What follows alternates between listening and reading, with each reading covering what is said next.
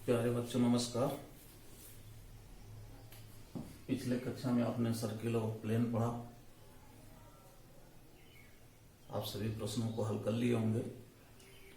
आज उसी क्रम में आगे हम लोग चलेंगे और जानेंगे न्यूमेरिकल इंटीग्रेशन क्या होता है, आंकिक समाकलन।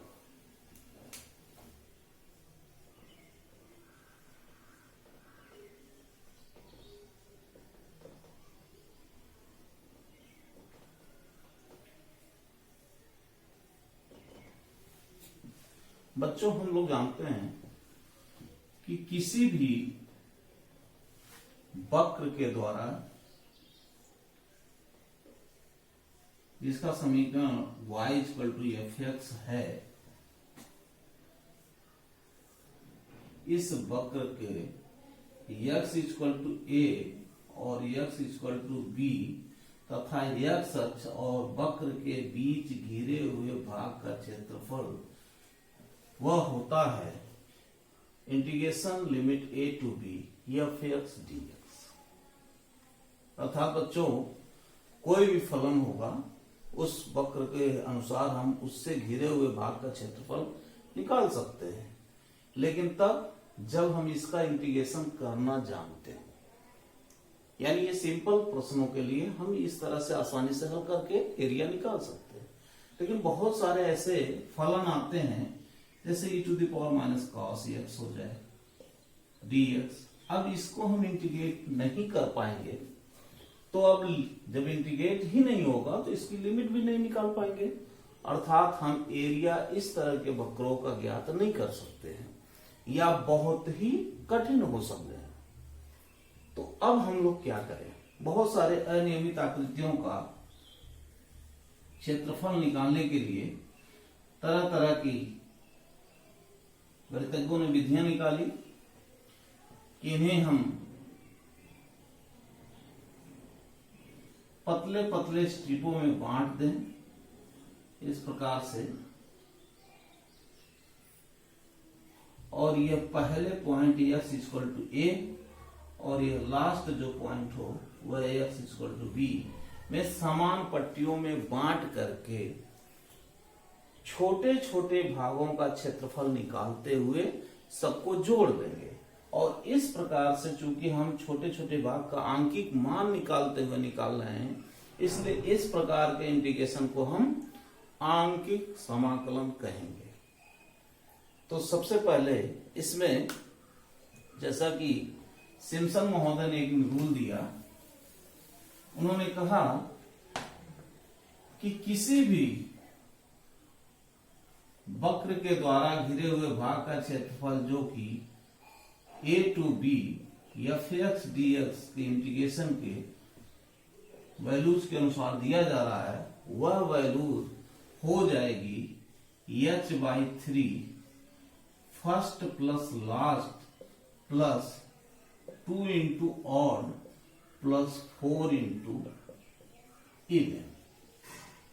बच्चों, ये जो फार्मूला है इसे हम कहते हैं is called as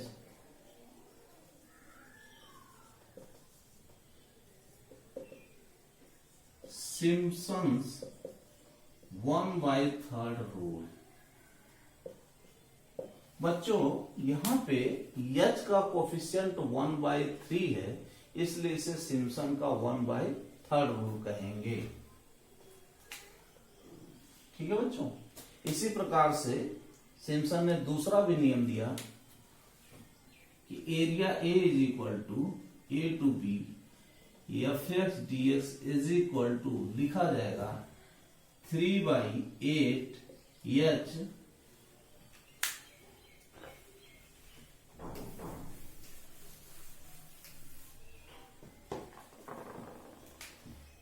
first plus last plus 2 × y 3m plus 3 × remaining.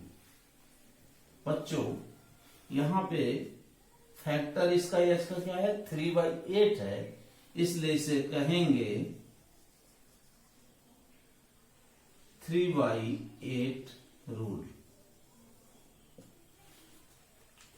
ये सिम्पसन का 1/3 रूल है और ये सिम्पसन का 3/8 रूल है। अब बच्चों यहाँ बहुत सारी चीजें लिखी गई हैं, उन्हें हमें समझना है कि ये क्या चीजें हैं। आइए देखते हैं 1 बाय 1 करके। एच क्या है?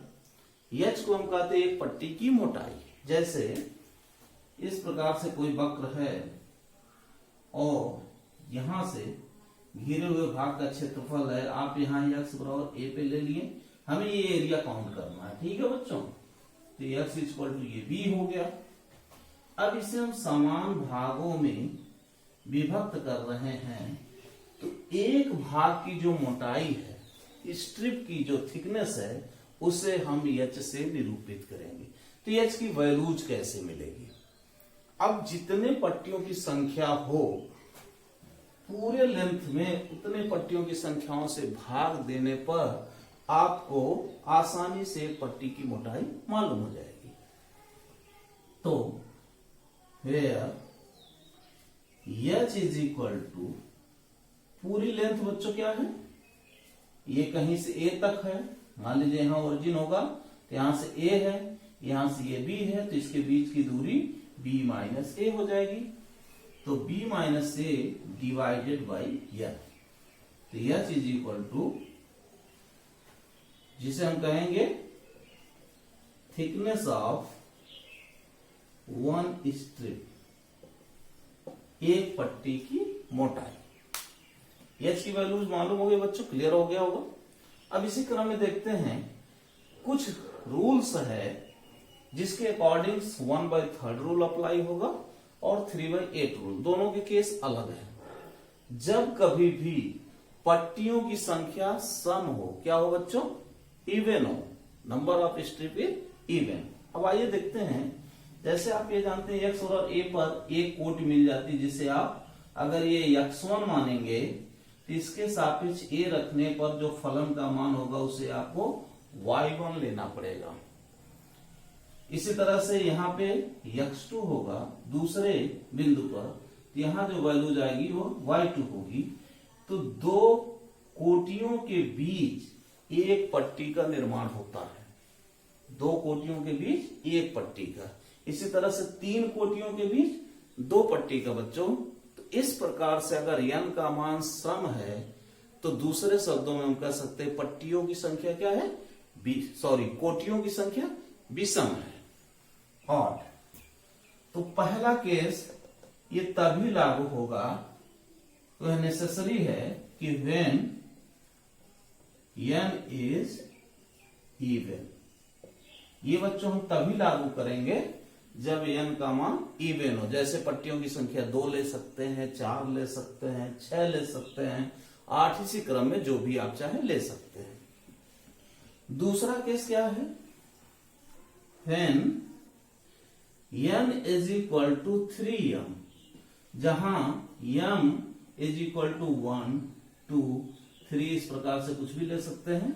तो बच्चों इस हिसाब से आप देखें तो n का मान 3 हो सकता है, 6 हो सकता है, 9 हो सकता है।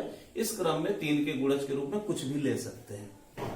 जहां से स्पष्ट है कि अगर हम n बराबर 6 ले लें या 12 ले लें, क्योंकि 6 क्या है? सम भी है और 3 का गुणज भी है। इसी तरह से 12 भी, यानी 6 के जितने भी गुणांक के रूप में आप लेंगे, उन दोनों केसों में ये सभी दोनों के दोनों अप्लाई हो जाएंगे।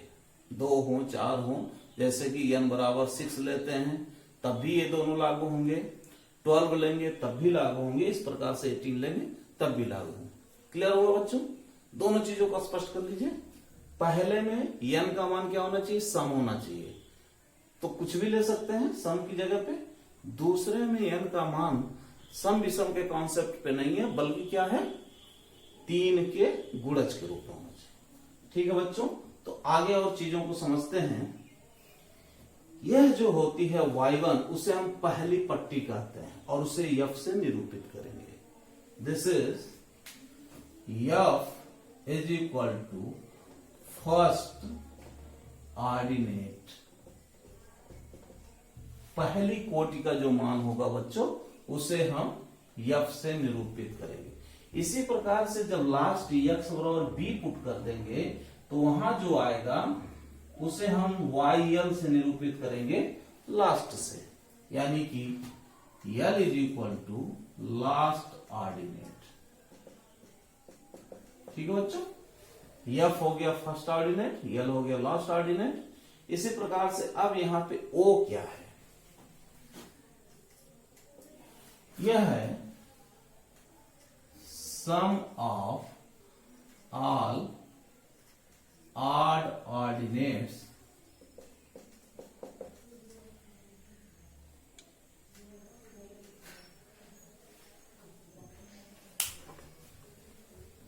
sum of all ordinates excluding F and L। ध्यान दे बच्चों, जब आप पहले केस में लेंगे n बराबर सम लेंगे, जैसे 4 ले लिया आपने, तो 4 पट्टियां 1 2 3 4 ही पट्टियां हो गई, तो ये कोटियां हो जाएंगी। कितने मिल जाएंगे बच्चों? 5। एक ज्यादा मिलेगा कोटियां, और कोटियों की संख्या अगर मालूम है तो पट्टियों की संख्या ये कम होगी। इस केस में अगर आप देखें तो ये y1 यानी पहली और ये लास्ट, तो ये विषम है, ये भी विषम है, लेकिन एक ये भी विषम है। तो हम इन दोनों को छोड़ करके बीच में जितने भी ऑड वाले आएंगे कोऑर्डिनेट्स, जैसे तीसरे 5वें, इस क्रम में हम यहां लिख भी सकते हैं, दैट इज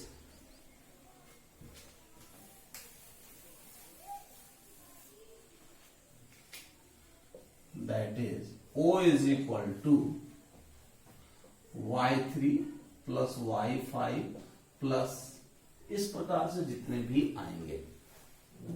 अब बात आती है बच्चों, इस हिसाब से आप समझ गए होंगे कि E की वैल्यूज क्या होगी। आइए देखते हैं। E is equal to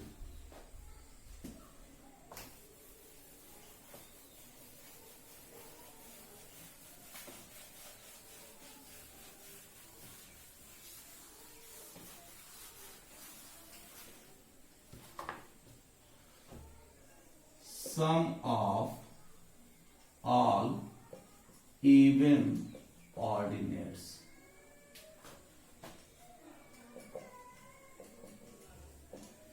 that is किसके वैल्यूज के बराबर हो गया? E is equal to Y2 plus Y4 plus dot dot dot. लेकिन एक चीज बच्चों ध्यान देना है कि ये Y2 Y4 ये तब होंगे जब आपने Y1 से शुरू किया है।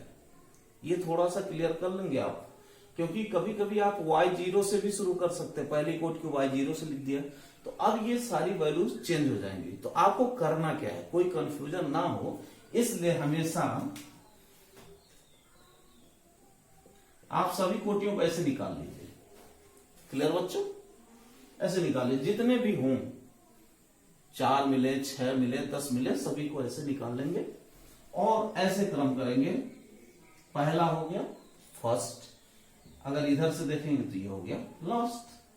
फर्स्ट और लास्ट हो गया बच्चों। अब ये पहली हो गई, चाहे Y0 हो चाहे Y1 हो।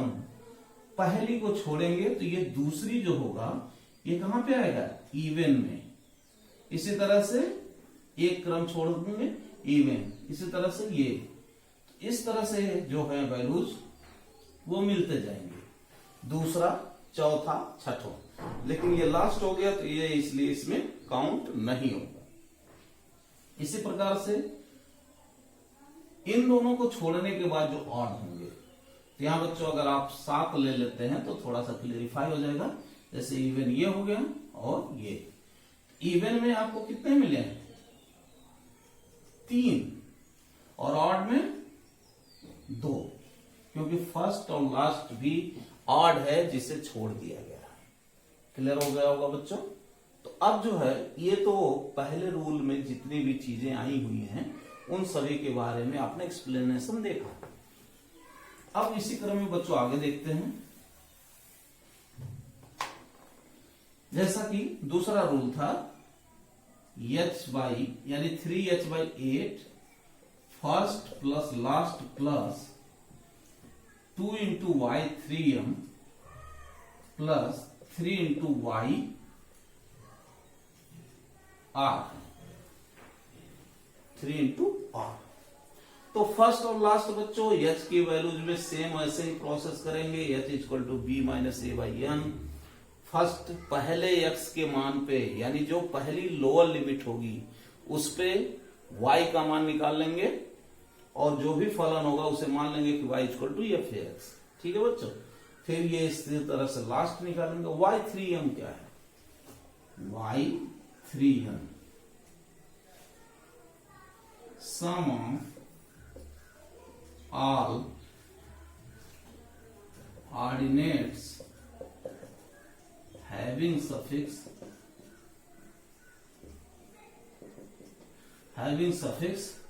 3, 6, 9 where f is equal to y0। यहां पे बच्चों एक चीज ध्यान देना है कि जब पहली कोटि जो है y0 से यानी 0 से शुरू करेंगे तब उस अवस्था में जो y3 होगा, y6 होगा, y9 होगा, इस प्रकार के जितने भी ऑर्डिनेट्स आएंगे वे सभी के सभी y3m के अंतर्गत आएंगे। उन सबको हम जोड़ लेंगे। तो फर्स्ट हो गया, लास्ट हो गया, 3 के गुणज में हो गए, तो जो बच गया उसे हम कहते हैं remaining sum of all remaining ordinates. ध्यान देना बच्चों कि जितने भी यूज कर चुके हैं उसके अलावा जो बच गए। अब जरा सा हम थोड़ा सा एक एग्जांपल से समझते हैं। y0 से शुरू करते हैं। y0, y1, y2, y3, y4, y5, y6, y7 इतना ले लेते बच्चों और आइए 1 बाई 1 करके देखते हैं। तो फर्स्ट इज इक्वल टू क्या हो गया? This is y0। Last is equal to क्या हो गया? y7। तो y3m जो आएगा वह क्या हो जाएगा बच्चों? y3 एंड y6 यानी y3 प्लस y6। और रिमेनिंग क्या होगा बच्चों? आपने ये यूज कर लिया, ये यूज कर लीजिए, ये कर लिया और ये कर y1 y2 y1 plus y2 plus y1 plus y2 के बाद y4 प्लस y5। हाँ, तो इसको अब आप देख लें। ऐसा नहीं है बच्चों कि अगर आप y0 से न शुरू करके y1 से शुरू करते हैं तो सब कुछ गलत हो जाएगा। ऐसा नहीं है। आप y1 से भी शुरू करते हैं तो भी होगा, बशर्ते आपको समझना होगा कि कौन कब आएगा। जैसे फर्स्ट लास्ट में तो बच्चों कोई कंफ्यूजन नहीं है।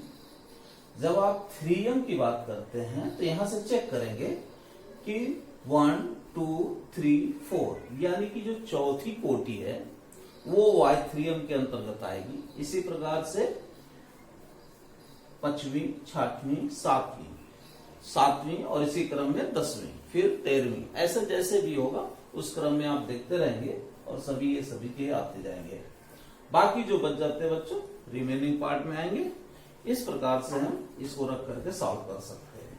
अब जो एक और रूल है जिसे आप ट्रेपेजॉइडल रूल कहते हैं, बहुत ही सिंपल है बच्चों। आइए उसके लिए फार्मूला देखते हैं क्या है। यहाँ पे किसी भी फार्मूले का बच्चों आप लोगों को प्रूफ नहीं करना है, इसलिए फार्मूले का डायरेक्ट उपयोग ही करेंगे। ट्रेपेजॉइडल रूल ये कहता है कि किसी भी a to b f(x) dx द्वारा घिरे हुए भाग का क्षेत्रफल वह होगा h/2 first plus last plus 2 into remaining. बहुत ही सिंपल है बच्चों। कुछ किताबों में h into f plus l/2 plus r होता है। यहाँ पे h क्या है? b minus A by n ही है, जैसा पहले आप कर चुके हैं। f फर्स्ट ऑर्डिनेट है, l मीन्स लास्ट अंतिम कोटि का मान है और बाकी बचे हुए को हम रिमेनिंग कहेंगे। यहाँ पे एक चीज बच्चों ध्यान देना है कि यहाँ पे n का मान कुछ भी शर्त के साथ नहीं लेना है, आप जब चाहे सम विषम जितना भी चाहे ले सकते हैं। तो बच्चों हम लोग एक एग्जाम्पल लेंगे और तीनों रूलों से उस प्रश्न को हल करेंगे और देखेंगे कि कौन सा ज्यादा नजदीक का मान देता है। एक चीज ध्यान दीजिए बच्चों, इनसे हमें जो भी वैल्यूज मिलेगी वो अप्रोक्सीमेट होगा, सन्निकट मान आता है क्षेत्रफल का। तो क्वेश्चन है find the value of 0 to 1 dx by 1 plus x by numerical integration. आंकिक समाकलन के द्वारा 0 से a लिमिट पे dx by 1 plus x का मान हम लोग निकालेंगे बच्चों। यहाँ पे न्यूमेरिकल इंटीग्रेशन हमने लिखा है कि हम तीनों विधियों का उपयोग करके निकालेंगे, लेकिन प्रश्नों में अगर इस नियम से कहता है तो सिर्फ इसी नियम से निकालेंगे। सिम्पसन के 1/3 रूल का उपयोग करके कहता है तो उससे निकालेंगे। 3/8 नियम का उपयोग करने के लिए कहेगा तो उससे निकालेंगे। ठीक है बच्चों, किसी एक का उपयोग करेंगे जैसा प्रश्न में कहा है। तो आइए देखते हैं सॉल्यूशन में। Since a is equal to 0, b is equal to 1, let n is equal to 6। हम लोग बच्चों n बराबर 6 इसलिए लिए हैं ताकि हम तीनों नियमों का उपयोग एक ही बार में कर सकें। तो n is equal to 6, this implies that thickness of strip h is equal to b minus a divided by h, यानी कि 1/6। तो b minus A divided by N is equal to 1/6 आ गया। ये h की वैल्यूज हो गई। अब x 0 इज इक्वल टू या x1 जो भी आप लेना चाहें, तो x 0 is equal to a और वो होता है 0। यहां पे एक चीज बच्चों देखें, y is equal to 1/1 plus x है। y का जो मान है वह 1/1 प्लस x है। x के स्थान पे जब x 0 रखेंगे तो जो वैल्यूज y की आएगी उसे हम y0 से निरूपित करेंगे। This implies that y0 is equal to, put कर दीजिए बच्चों, तो 1/1 प्लस 0 इज इक्वल टू 1। आगे बढ़ेंगे, x1 इज इक्वल टू, यहां पे आप ये जान लें बच्चों, जैसे यहां x 0 है और यह पट्टी की मोटाई h होती है, ये x1 है, तो x 0 में h जोड़ देने पर हमें x1 मिलेगा, x1 में h जोड़ेंगे x2 मिलेगा। इसी प्रकार से सारे वैल्यूज हमें मिलते जाएंगे। तो वह वैल्यूज हो गया 0 प्लस 1/6 तो 1/6। तो y1 is equal to 1/1 plus 1/6 is equal to, इसको सॉल्व करेंगे एलसीएम लेकर के तो 6/7 हो जाएगा बच्चों, इज इक्वल टू, आप डेसिमल में इसकी निकालने वैल्यू, क्योंकि आगे चल करके जब हम इसे ऐड करेंगे तो इजिली सॉल्व हो जाएगा। 0.60 तो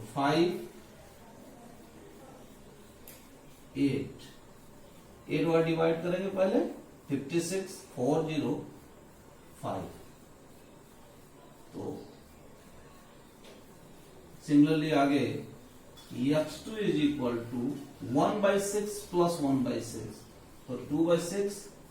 तो y2 इज इक्वल टू 6/8 हो जाएगा बच्चों। जब यहाँ 2 रहेगा तो 6 प्लस 2 यानी 8, 6/8 is equal to 0.75।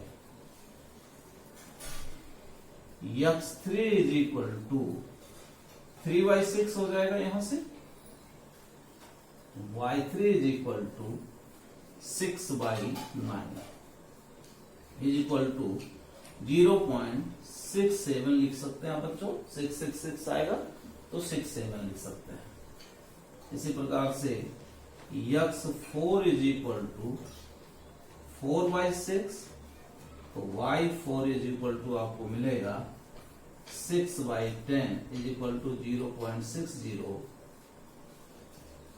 x5 is equal to 5/6, तो y5 इज इक्वल टू, बच्चों ये 6y 11 हो जाएगा, is equal to 0.54 and x6 is equal to 6/6 यानी कि 1 b के इक्वल हो गया।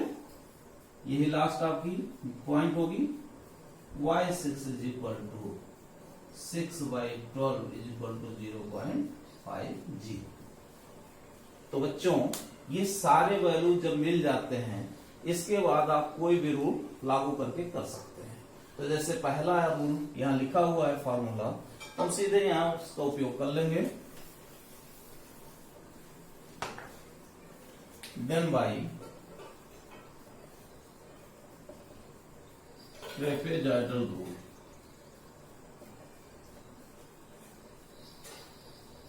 क्या करता है 0 to 1 1/1 plus x dx is equal to h/2। तो h वैल्यू आपका 1/6 है, तो 1/6 into 1/2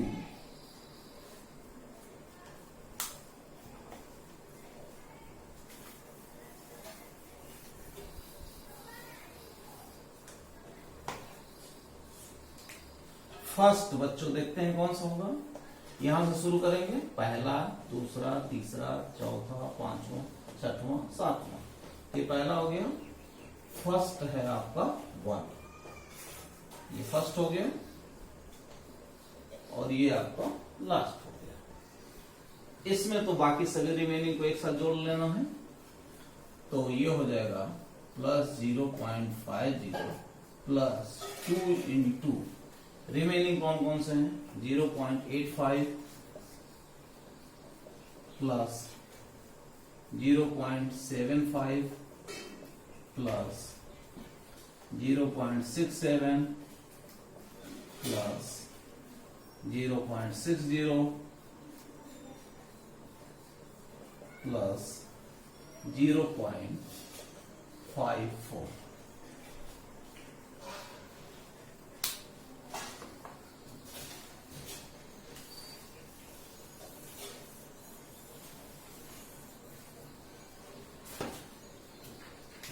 This implies that 1/12, this is 1.50 plus 2 into, सभी को ऐड कर लीजिए बच्चों, 5 5 10 17 4 21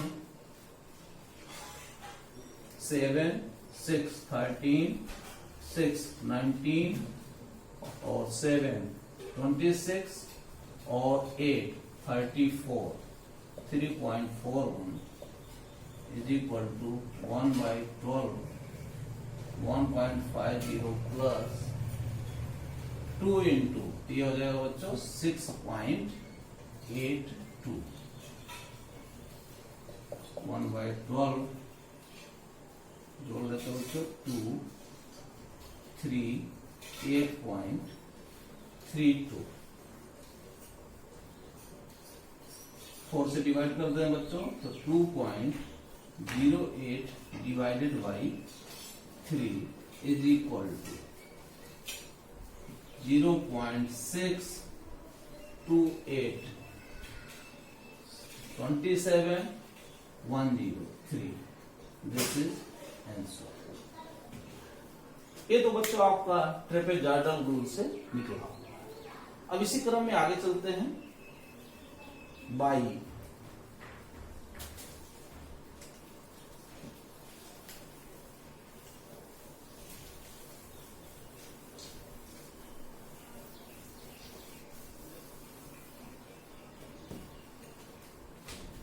Simpson 1/3 rule.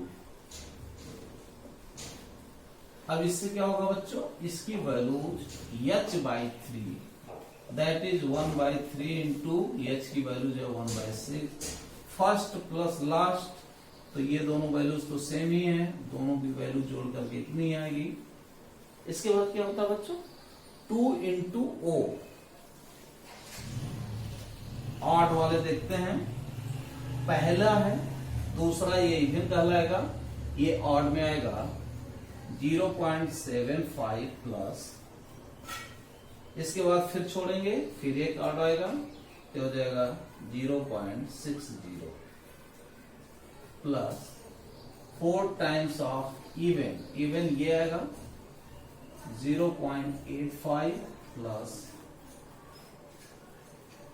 0.67 plus 0.54. This implies that 1 by 18, सबको जोड़ के सॉल्व करिए, 2 into 1.35 plus 4 into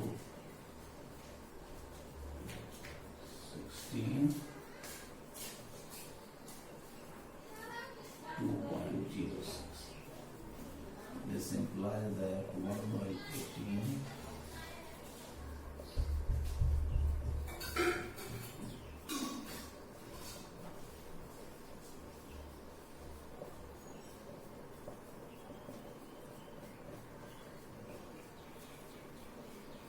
4, 9, 14, 1, 2, 2, 4, 12.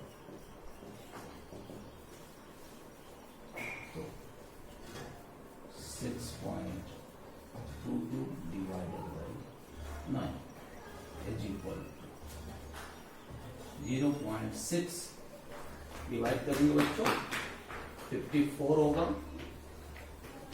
829,101, 0.691। सिम्पसन के 1/3 रूल से आपने देखा कि इसका जो मान है 0.691। यहाँ पे बच्चों अगर आप दशमलव के 3 स्थानों तक लिए होते वैल्यूज तो ये भी 0.693 के एकदम करीब आता।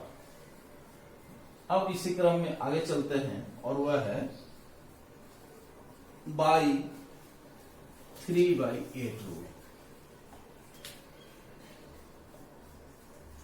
3/8 रूल में बच्चों क्या होगा,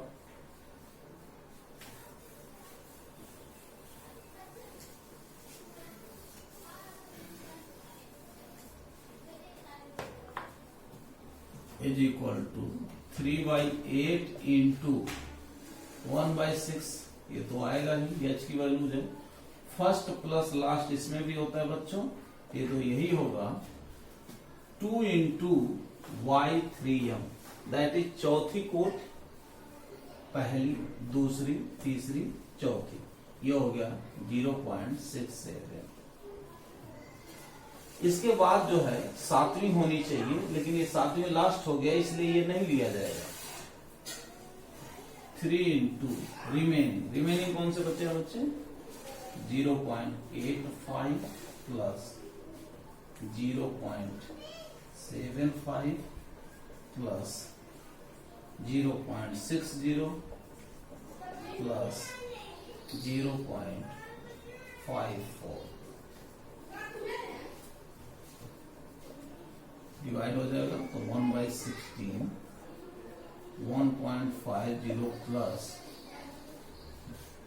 1.34 हो जाएगा प्लस 3 इंटू ऐड कर देते बच्चों 5/4, 14,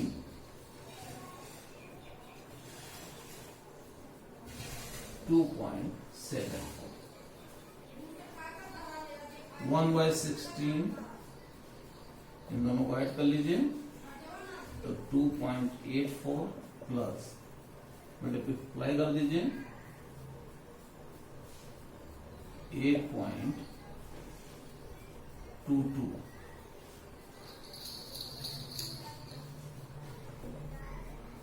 ठीक है बच्चों, इज इक्वल टू 1/16, 6, 0,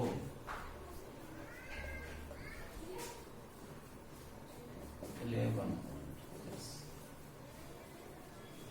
चाहें तो और छोटा कर सकते हैं, 5.53 डिवाइडेड बाई 8 इज इक्वल 0.691।